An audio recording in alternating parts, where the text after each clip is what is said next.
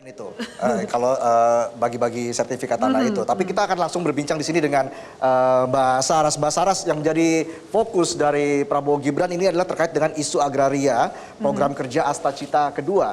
Mbak Saras, ini terkait dengan swasembada pangan, peningkatan kinerja pertanian dan juga kelautan. Tapi sebenarnya strategi konkretnya akan diambil oleh Prabowo Gibran ini ke depan seperti apa, Mbak Saras?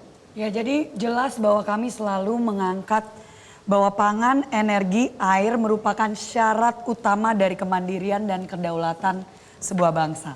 Dan di sini kita, kalau aktivis lingkungan hidup tuh kita sebutnya antara circular economy atau donut economy. Jadi tidak bisa kita mengangkat energi tanpa kita juga melihat ketahanan pangan kita.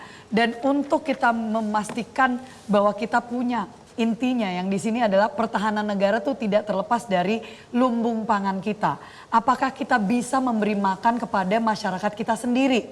Dan dalam hal ini menjadi pertanyaan yang besar karena tentunya di tahun 2045 akan ada prediksinya 324 juta jiwa di Indonesia yang membutuhkan lahan sebanyak 7,7 juta hektar.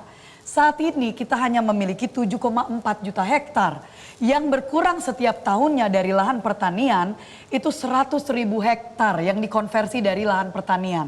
Sehingga menjadi pertanyaan inti adalah bagaimana kita bisa memberikan makan kepada masyarakat kita.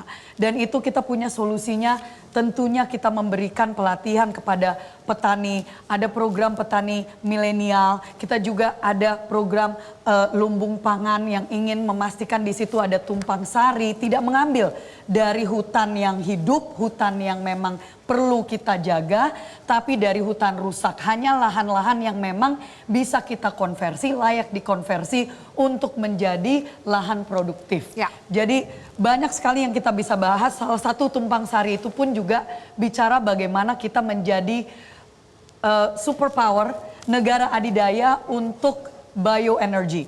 Karena sangat bisa, kita tidak perlu bergantung lagi dengan negara-negara lain untuk energi kita sendiri. Kita bukan bicara import, kita bahkan bicara bagaimana kita bisa berdaulat secara energi, secara pangan, dengan kita bahkan ekspor keluar untuk biofuel kita. Oke, meningkatkan produksi pangan lokal, seperti itu ya, Mbak Saras. Fokusnya lebih ke ketahanan pangan untuk menjawab kebutuhan dan tantangan konsumsi dalam negeri, kebutuhan dalam negeri.